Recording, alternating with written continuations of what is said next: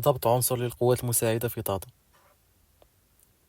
تمكنت مصالح المنطقة الإقليمية للأمن بمدينة طاطا من توقيف أحد العناصر القوات المساعدة للاشتباه بتورطه في سرقة هاتف محمول مستعملا دراجة نارية.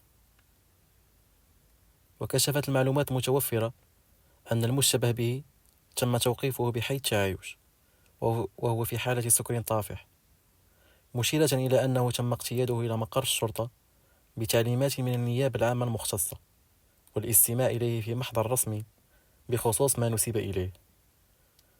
كما تم إشعار جهاز قوات المساعدة بالواقعة.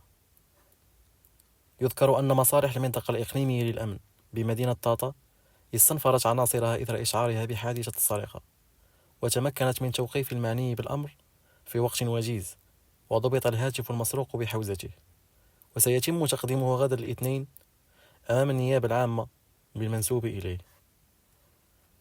وكشف مصدر أمني مسؤول أن عملية توقيف المشتبه به تأتي في إطار المجهودات المبذولة من قبل المنطقة الإقليمية للأمن الوطني في محاربة السلوكيات غير قانونية، وكذا تفاعلها الإيجابي والسريع مع جميع الشكايات والتبليغات ذات الصلة.